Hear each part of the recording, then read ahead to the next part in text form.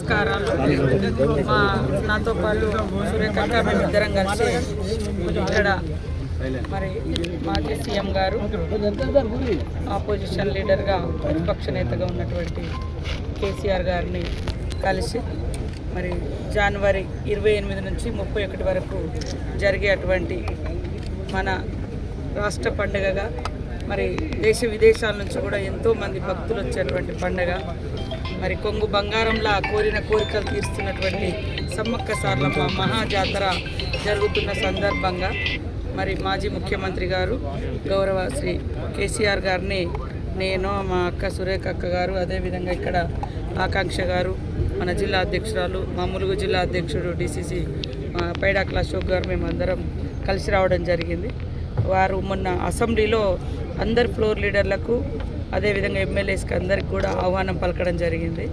కాబట్టి ఆ రోజు మరి మేము కేసీఆర్ గారు టైం అడగడంతో ఈరోజు వారు మాకు టైం ఇచ్చారు. ఆ టైం ప్రకారం ఇలాంటి రాజకీయ సంబంధాలు కాదు, ఇది ఒక ట్రెడిషన్, ఒక సాంప్రదాయబద్ధంగా నిర్వహించుకునేటువంటి జాతర.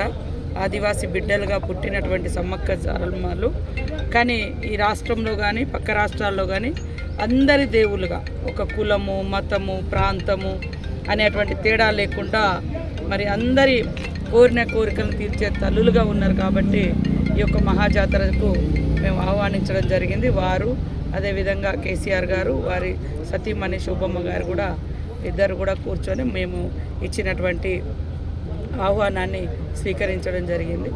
అదేవిధంగా పట్టు వస్త్రాలను కూడా మేము దేవుని తరపున వారికి అందించడం జరిగింది. వారు కూడా సంతోషంగా స్వీకరించి రిటర్న్ మాకు కూడా ఇద్దరికి చీరలు పెట్టడం జరిగింది. సంతోషం. ఇది రాజకీయాలు మాట్లాడుకునే టైం కాదు, రాజకీయ వేదిక కాదు.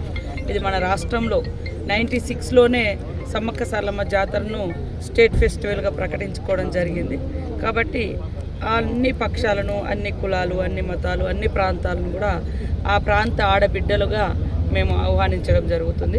కాబట్టి తప్పకుండా వారు కూడా రావాలని కోరినాం. వారు కూడా సానుకూలంగా స్పందించడం జరిగింది.